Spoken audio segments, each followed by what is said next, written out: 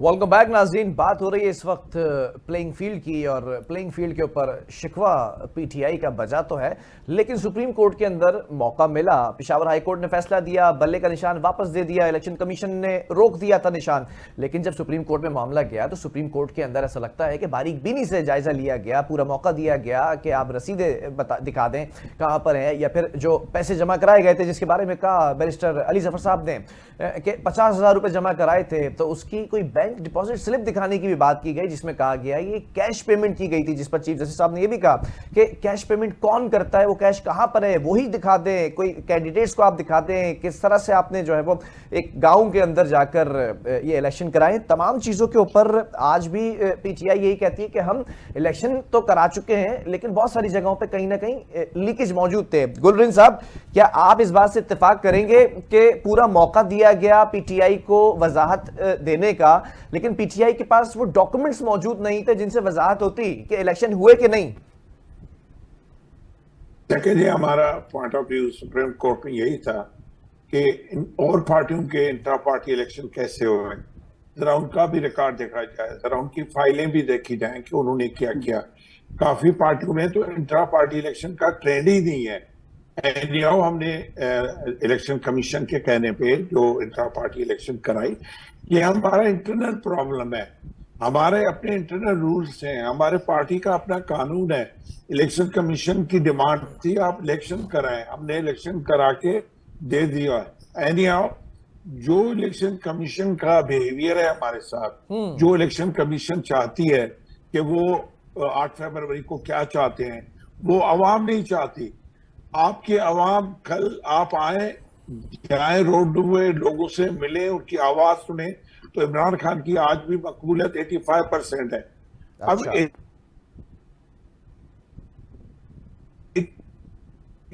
इनके पास सेवा कि वो हमें गेम से आउट करें, तो गेम से आउट तो पीटीआई नहीं हो सकती, इसलिए इंट्रा पार्टी इलेक्शन का एक रीजन बना के हमें गेम से आउट किया गया। लेकिन एनीहाउ हमें 100 निशान भी दें, हमें 50 भी दें, आप गवाह रहना कि इलेक्शन के दिन लोग क्या कहते हैं।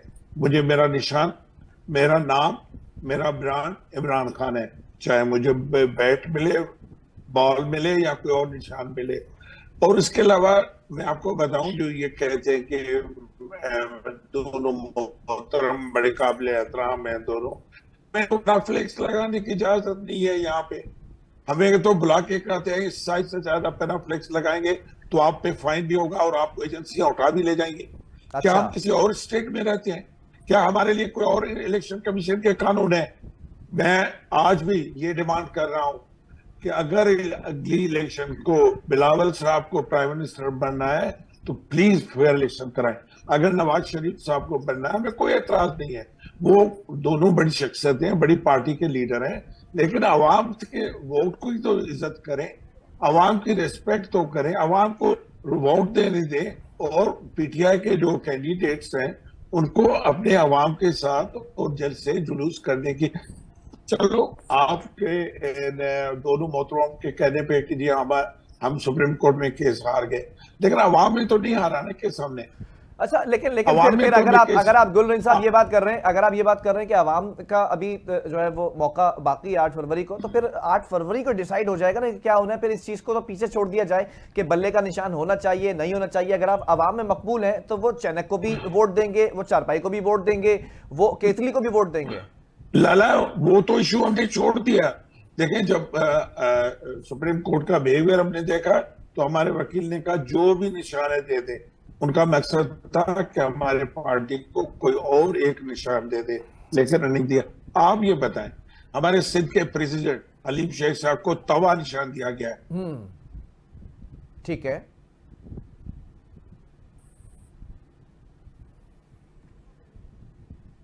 ठीक है। शाहिद रहमानी साहिबा, अब आप ही बता दें कि माजी के अंदर भी आपसे निशान छीना गया, आज ये निशान की जगह हम रहते हैं, लेकिन 8 फरवरी को लेकिन बिलाल साहब आखिरी जुमला, मैं ये कहता हूं कि ये जो 25 करोड़ अवाम है, हाँ। उनको ठप्पा लगाने दे दे। अगर इनके नसीब में बनना है तो इनको बनने दें, अगर हमें बनना है तो हमें बनने दें। ठीक है। तो हम एक दूसरे को देखें, इलेक्शन के बाद कोई एटमॉस्फेयर खराब ना हो और हम एक दूसरे को तस्लीम करें। चलें, ठीक है, ठीक है। शाहिदा साहिबा, आप लोग इस वक्त पूरी स्ट्रैटेजी लेकर बैठे हुए हैं, खासतौर पे बिलावल साहब वजीर आजम बनने के लिए पुर उम्मीद और पुरअज़म भी नजर आ रहे हैं, लेकिन मुझे जरा कुछ स्टैट्स पर अगर मैं बात करूं, पीटीआई ठीक है बाहर हो चुकी है, पीटीआई के लिए वो जो चांसेस नजर आ रहे थे वो चांसेस अब आप लोगों की तरफ से और नून लीग की तरफ से अब कम हो गए हैं, लेकिन इस वक्त नून लीग सामने बैठी हुई है, खासतौर पर पंजाब के अंदर, उनको कैसे रूल आउट करेंगे आप लोग? देखिए, चेयरमैन बिलावल भुट्टो जरदारी साहब जिस तरह अपनी कैंपेन पूरे मुल्क में जारी सारी रखे हुए, और आपने देखा कि लाहौर के अंदर भी उन्होंने जलसा किया, पंजाब के डिफरेंट सिटीज में जलसा करा पूरा। मैं समझती हूँ कि 6 फरवरी तक उन्होंने पूरे अपना शेड्यूल जो है वो दे दिया है। तो इलेक्शन यही है कि हर पार्टी अपना अपना मैनिफेस्टो लेके आती है, अपनी पॉलिसीज लेके आती है, और अवाम उनका मार्डी देखते हैं। देखिए, हमारा 2008 से 13 तक का जो साल था, हम 5 साल जो हमने हुकूमत मुकम्मल की, फर्स्ट टाइम पाकिस्तान में जमहूरियत ने अपनी जमहूरी हुकूमत ने अपनी मुद्दत पूरी की, उसमें हमने तनख्वाहों को डबल करके दिखाया। हमने उस खाली खजाने को, जिसको पीएमएलएन ने ये कहकर हुकूमत से अलहदगी इख्तियार की थी कि खजाना खाली है, हमने उस खाली खजाने से ना सिर्फ हुकूमत की, उस खजाने को हमने पहले से ज्यादा उसको इतना करके गए कि पाकिस्तान की मईशत को मुस्तहकम किया।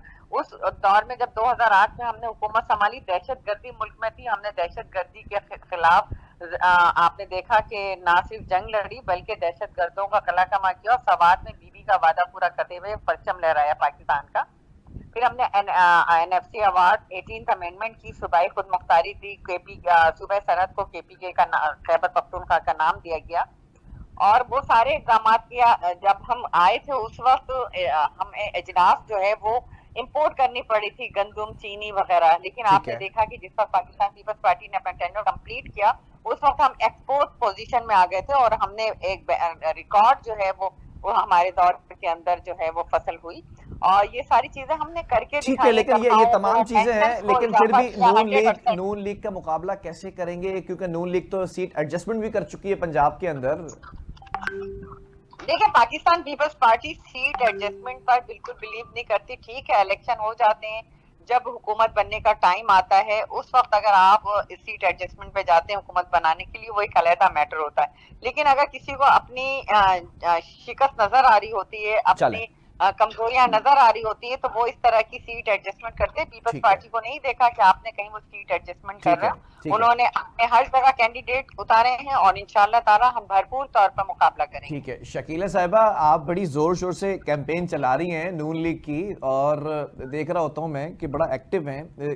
क्या नून लीग पंजाब के अंदर सीट एडजस्टमेंट करने के बाद भी, आईपीपी का हिस्सा बनने के बाद भी, उनको साथ लेने के बाद भी, मौलाना साहब को केपीके में भी साथ लेने के बाद, एमक्यूएम को कराची में साथ लेने के बाद, जीडीए के कुछ अरकान साथ लेने के बाद, ये पुरअज़म है कि पीपल्स पार्टी के जो चेयरमैन बातें कर रहे हैं, कभी वो कहते हैं कि नए लोगों को सियासत में आना चाहिए, कभी वो कहते हैं कि बिल्ली शेर जो है वो बिल्ली हो चुकी है, कभी वो कहते हैं कि पिच से आउट करके मुखालफिन को नून लीग खेलना चाहती है, कभी उनके रहनुमा कहते हैं कि डील के बगैर न बाहर जाते हैं न वापस आते हैं। इन तमाम चीजों पर उबूर हासिल कर लेगी नून लीग? ऐसा लगता नहीं है नून लीग के लिए कितना आसान है वजीर आजम की कुर्सी लेना अब। देखें, हमें पता है कि जिस दिन से कैंपेन शुरू हुई है पीपल्स पार्टी की, वो हमें टारगेट कर रहे हैं, बस और कुछ नहीं। हमें एक टारगेट कर रहे हैं, पीटीआई को भी नहीं कुछ कह रहे। और अपनी देखिए, मेरी बात सुने, कैंपेन जो होती है ना, उसमें ये होता है कि हर कोई अपना अपना मंशूर देता है, अपना मैनिफेस्टो देता है, अपनी कारकर्दगी बताता है कि मैं ये करने वाला हूँ।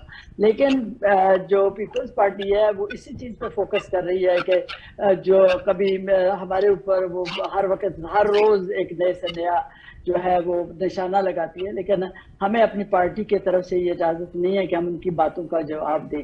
वो बिल्कुल हमें ऐसे लग रहा है जिस तरह वो बिलावल साहब जो है ना, बिल्कुल पीटीआई जो चेयरमैन थे ना, उनकी कॉपी करने की कोशिश कर रहे हैं, जिस तरह वो उल्टी सीधी बातें और उल्टे सीधे और ये मैं आपको बताऊं, ये मैं आपको मैं एक मिनट अलाउ मी टू से सम फ्यू वर्ड्स।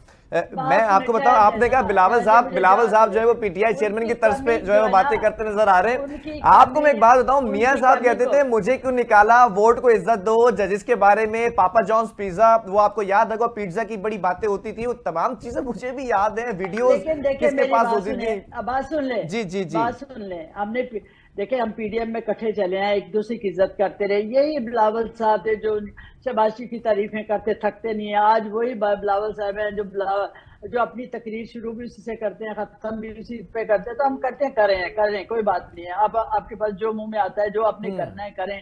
आपका शायद एजेंडा यही है हमारे ऊपर जो है। बाकी अपनी कारकर्दगी पे फोकस करें कि आपने करना क्या है। अपने सिंध की तरफ देखें, कराची की तरफ देखें, अपने सूबे की तरफ देखें। सूबा सिंध जो है पानी के बगैर जो है पानी नहीं है, इतना गंद का ढेर पड़ा हुआ है। लेकिन ऐसी स्टोरियां बना के हर रोज ही हम ये कर देंगे तो 300 तो फिर बात तो यूनिट यही है बिजली ना, देंगे फ्री, और ये करेंगे तो वो करेंगे। आप इतने सालों में सिंध में अगर ये बैड गवर्नेंस कर रहे थे तो आप क्यों नहीं जगह बना सके? आप तो 18 में एक सीट नहीं जीते थे पूरे सिंध से। देखिए ना आप देखिए, आप कोशिश कर रहे हैं ना, हम भी कुछ कर रहे हैं ना। देखिए जिस तरह बिलावल साहब आके यहाँ बैठे हुए, हम कह रहे हैं कि आप भी कोशिश करें, क्योंकि हर बंदे का हक है, हर पार्टी आप का भी आ हक है जाएं कि सिंध में, उसको आप भी थोड़ा पाकिस्तान में जोर जाना आजमा लें। चाहिए। नहीं, कोई मसला नहीं, हम तो खुश हैं बिलावल साहब आए में, हम तो वेलकम करते हैं कि ओवर 27 ठीक है 127 में हाँ, हमें है ना हाँ, हमारा मुकाबला। आए ना कल वो भी, 127 से वजीर आजम बनने की बातें कर रहे हैं। कल जी जरूर करें, जरदारी हक है उनका। जरदारी साहब ने कल जलसा किया, 300 लोग थे उधर बैठे हुए पंडाल में। मैं आपको बताती हूँ, आप देखें तो ये तो ज्यादती हो जाएगी। 300 लोगों की बात की आपने, 300 लोग थे, ये ज्यादती कर दी आपने। अच्छा मियां साहब और मरियम नवाज साहिबा जो थी, उनके कितने थे लोग, उनका भी बता दें। देखिए नहीं, ये तो आप 350 थे, 250 थे, कितने थे? हमने तो देखा है ना लाहौर में जो कल जलसा हुआ। अच्छा ठीक है, मेरे पास वक्त थोड़ा कम है। दामने वक्त में 85% खाली था, पंडाल खाली पड़ा हुआ था जी। शकीला साहिबा, दामने वक्त में गुंजाइश कम है। गुलरिन साहब, ये तमाम आपने गुफ्तगू सुनी है, लेकिन सवाल यहां पर यह पैदा होता है कि पीटीआई के पास स्ट्रेटेजी क्या है? अवाम तो है, लेकिन किस तरह से आएंगे और किस तरह से वजारत उज़्मा की कुर्सी तक आ जाएंगे आप लोग, जो आप लोग दावा कर रहे हैं? देखिए जनाब, पहले तो इन दोनों पार्टियों से हमारा कोई मुकाबला ही नहीं है। ये एक सूबे की पार्टियां हैं, और पीपल्स पार्टी अंदरूनी सिंध की पार्टी है। वो तो कराची में उनकी कोई सीट नहीं मिलेगी उनको। और नून पंजाब की पार्टी है। कौन सी पाकिस्तानी पार्टी है ये दोनों जिनसे हम मुकाबला करें? एक ही पार्टी है पीटीआई, जो इस वक्त चारों सूबों में इलेक्शन लड़ रही है और चारों सूबों से इंशाल्लाह जीतेगी। यही हमारी प्लानिंग है, यही हमारी एक सोच है कि पाकिस्तान को इकट्ठे करें, पाकिस्तान को मजबूत करें। चारों सूबों से हम अपनी लीडरशिप लाके इस्लामाबाद में एक वो घर बसाएं, एक वो मुल्क बसाएं जिसमें हर सूबा समझे कि मेरा वहाँ राइट है। आज फ्रैंकली नहीं, ये आप कहते हैं जलसे में कितने लोग, ये इन दोनों से पूछे जलसों में लोगों को लाया कैसे जाता है। आज बिलावल का नौशहर और फिरोज में जलसा था, नवाब शाह से बसें भर के ले गए हैं। ये होता है जलसे। चले भाई, मतलब आप लोग मौजूद मेहमानों का नाज़रीन, जाते जाते वक्त कम रह चुका है, दामने वक्त में गुंजाइश कम है, लेकिन एक ही पैगाम देता जाऊंगा कि 8 फरवरी को जिनकी इस्तिताअत है, वो अपनी इस्तिताअत के मुताबिक 8 फरवरी को घर के अंदर बिरयानी जरूर बनाएं, ताकि आपका वोट एक बिरयानी की प्लेट के ऊपर ना बिक जाए। खुदा हाफिज।